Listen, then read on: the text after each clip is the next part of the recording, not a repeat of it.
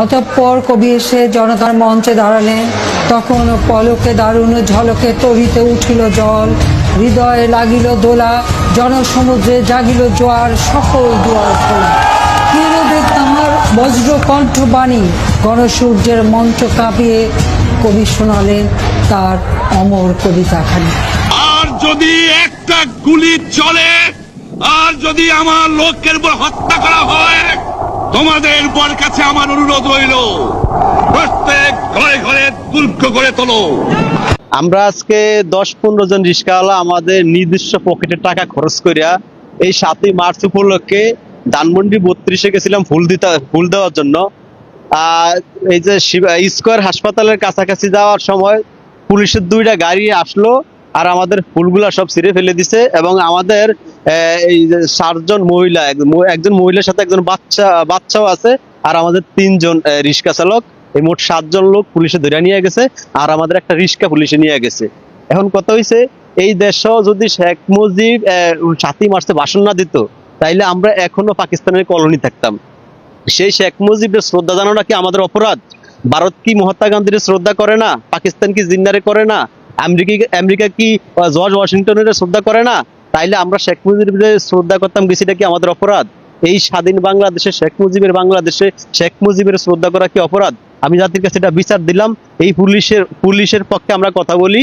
এই পুলিশে অল্প কয়েকদিন আগেই এই 24-এর শত্রুরা ঝুলে মারছে। আজকে সেই পুলিশ, সেই শেখ মুজিবের দেশের পুলিশ, সেই শেখ মুজিবের শ্রদ্ধা করতে গেছে আমাদের মতো সাধারণ মানুষেরা, আমাদের রিস্কও নিয়ে গেছে, আমাদের 7 জন লোক ধরে নিয়ে গেছে। সবচেয়ে বড় কথা হচ্ছে 4 জন মহিলা নিছে, একজন পিচ্চি বাচ্চা সহকারে নিছে। এবারে সংগ্রাম আমার মুক্তির সংগ্রাম, এবারে সংগ্রাম স্বাধীনতার সংগ্রাম। আমি প্রধানমন্ত্রিত্ব চাই না, আমরা দেশের মানুষের অধিকার চাই। আর যদি একটা গুলি চলে, আর যদি আমার লোকের উপর হত্যা করা হয়, তোমাদের বর কাছে আমার অনুরোধ রইল,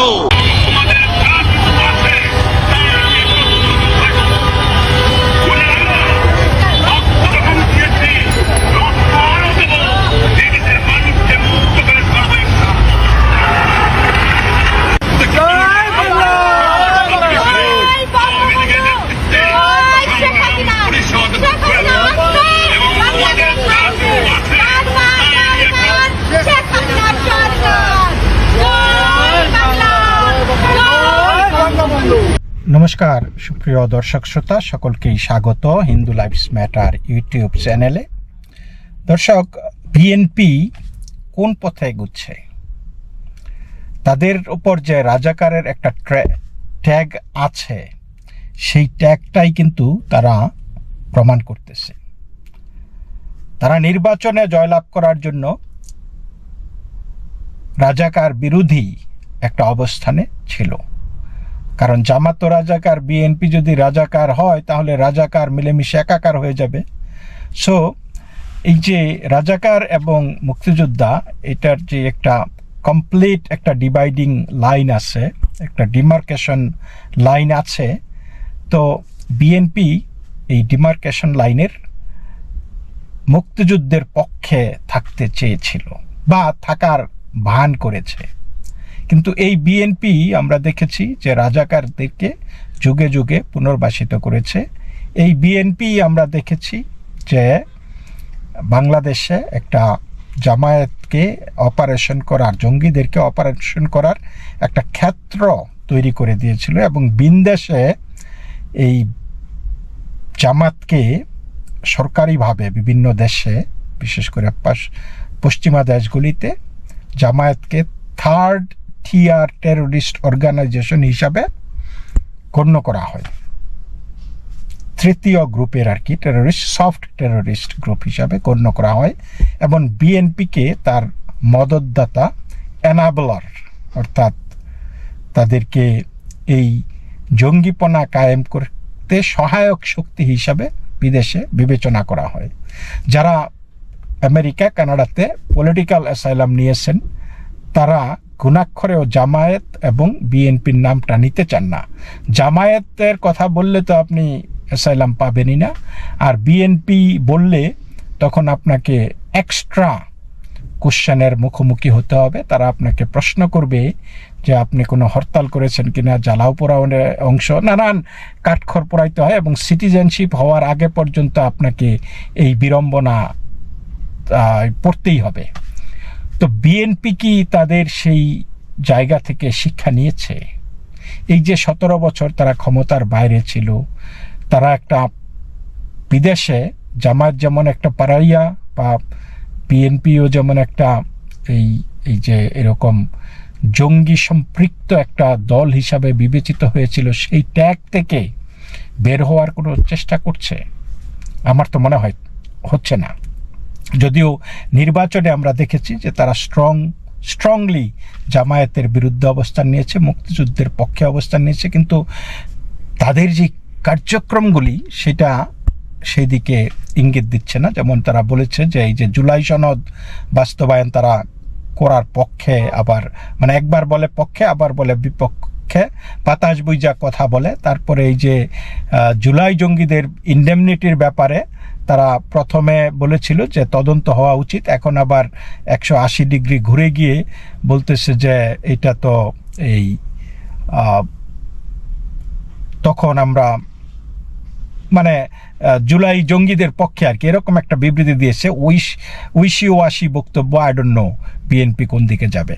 কিন্তু গতকালকে এই যে 7ই মার্চ নিয়ে বিএনপির যেই কর্মকাণ্ড সেটা খুবই হতাশাজনক।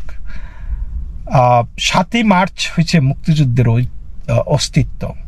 7ই মার্চের ভাষণই বেসিকলি মুক্তিযুদ্ধের ঘোষণা, এবং সেই ঘোষণার ধারাবাহিকতায় 27শে মার্চ জেনারেল জিয়াউর রহমান আর কি, মেজর জেনারেল জিয়াউর রহমান চট্টগ্রামের কালুরঘাট বেতার কেন্দ্র থেকে বঙ্গবন্ধুর নামে স্বাধীনতার ঘোষণা দিয়েছিলেন।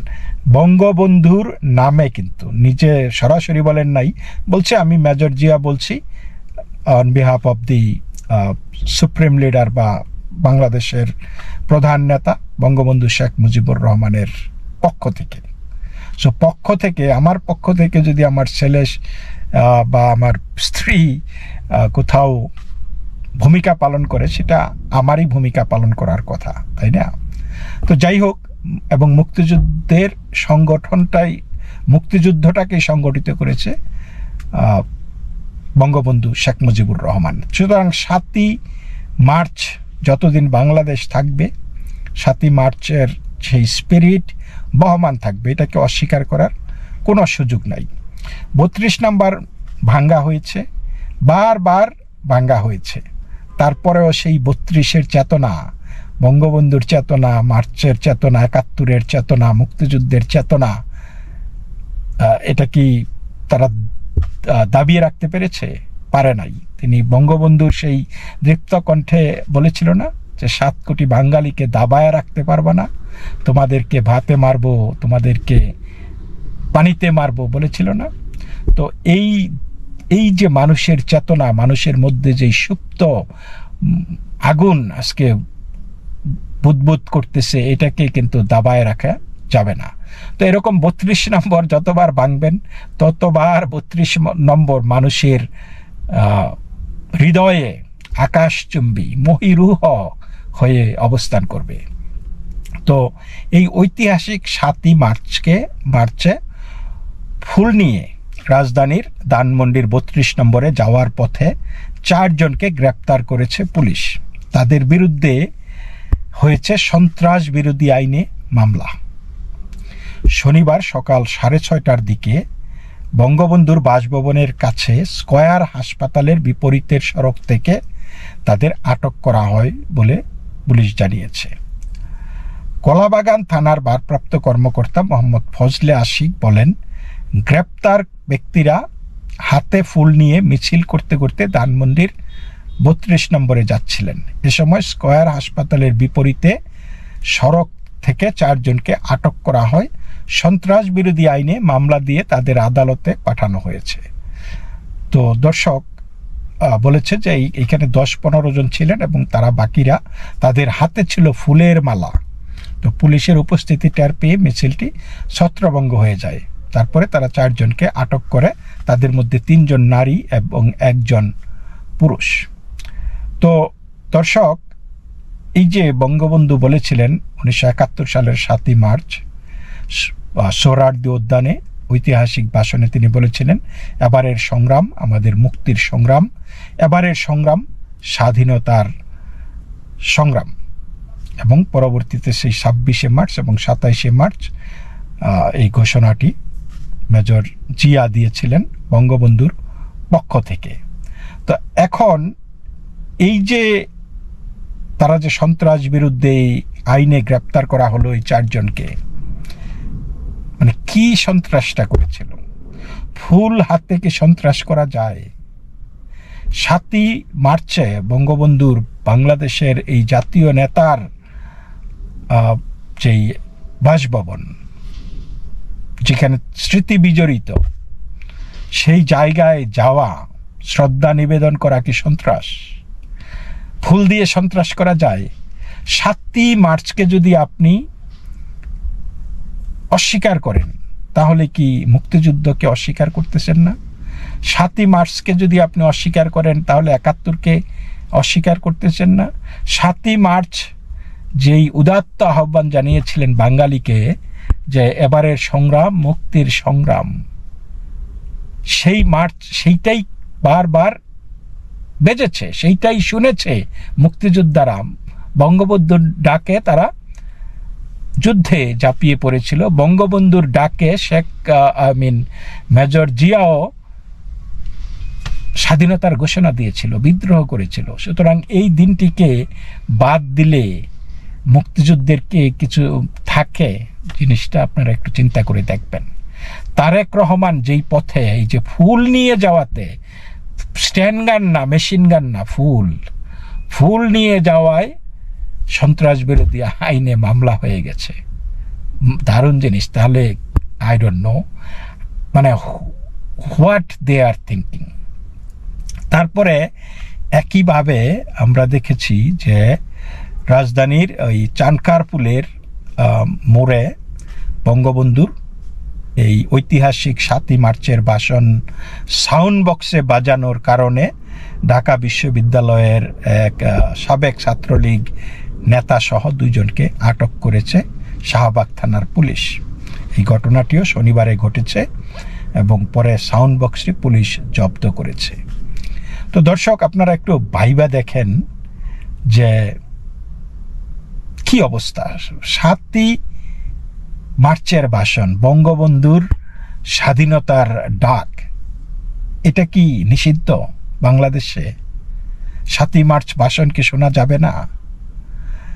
তো বিএনপি কোন পথে যাচ্ছে আপনারা একটু ভেবে দেখেন।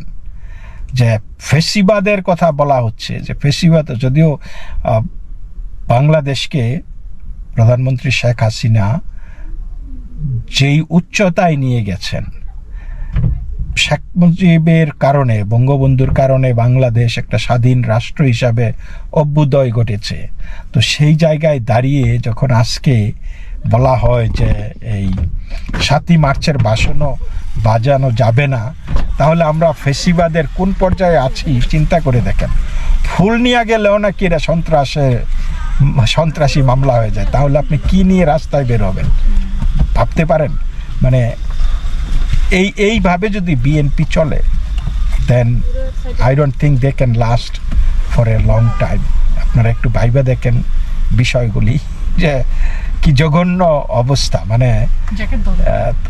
বিএনপি নিজেদেরকে মুক্তিযুদ্ধের পক্ষের দল হিসাবে বলে আসছে। অবশ্য সময় সুযোগ মতো তারা অনেক কিছুই বলে, যে বাংলাদেশে নাকি আওয়ামী লীগকে ক্ষমতায় আনলে নাকি মসজিদে উলুধ্বনি হবে, সেইখানে নাকি নামাজ রোজা আর করা যাবে না। এগুলি করে করেই তো তারা ক্ষমতায় এসেছে এবং বাংলাদেশে ইসলাম কায়েম করেছে, জঙ্গিওয়ানা কায়েম করেছে, জেএমবি এনেছে, জামায়াত এনেছে, হরকাতুল জিহাদ এনেছে, আনসারুল ইসলাম বাংলা টিম এগুলি এনেছে, আইসিসও এনেছে, এগুলি এরাই এনেছে। তো যখন সময় ভালো দেখে তখন তারা এগুলির বিরুদ্ধে বলে, যখন সময় খারাপ দেখে তখন আবার যেই লাউ সেই কদু হয়ে যায়। তো এইগুলি করে আমি বহুবার বলেছি যে বিএনপি বাংলাদেশে একটা অপ্রাসঙ্গিক দল হয়ে যাবে একটা সময়।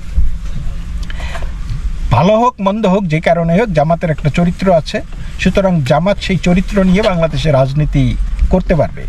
কিন্তু বিএনপি, এদের তো কোনো চরিত্র নাই। তো যেই দলটির কোনো নীতি আদর্শ থাকে না, যেই দলটির কোনো চরিত্র থাকে না, সেই দলটি কিভাবে প্রাসঙ্গিক থাকবে? আওয়ামী লীগ প্রাসঙ্গিক থাকবে অবশ্যই, যতদিন তারা মুক্তিযুদ্ধকে ধারণ করে। আওয়ামী লীগও মাঝে মধ্যে ঐশী ওয়াশি কাজকর্ম করে, but by and large it is a pro liberation war একটা পার্টি, প্রগতিশীল প্রার্থী, যদিও পার্টি, যদিও তাদের মধ্যে জঙ্গিদের কোনো অভাব নাই, গডফাদারদের অভাব নাই। যেমন ওই যে বাহারুদ্দিন কুমিল্লার নানুয়াদিগির যেই ঘটনার যেই হোতা, এরকম বহু আছে, আওয়ামী লীগের মধ্যেও জঙ্গি আছে। তো কিন্তু দিন শেষে আওয়ামী লীগ এবং জামাত বাংলাদেশের রিলেভেন্ট ফোর্স বা পার্টি হিসাবে থাকবে। বিএনপি যদি এইভাবেই ওই ঐশী ওয়াশি জব্বুজে কোপ মারা হাওয়ায়, যেই হাওয়া ভবনের বাসিন্দা তো তারা একসময় ছিল, তো সেই এখনও যদি হাওয়ায় দুলতে থাকে, তাহলে বিএনপি হয়তো তাদের এই টার্মটাও মানে পালন করতে পারবে না, এবং আমার মনে হয় না যে তারা বাংলাদেশে একটা প্রাসঙ্গিক রাজনৈতিক দল হিসাবে টিকে থাকতে পারবে ইন দি লং রান। তো ওকে, এই পর্যন্তই, ভালো থাকবেন, নমস্কার।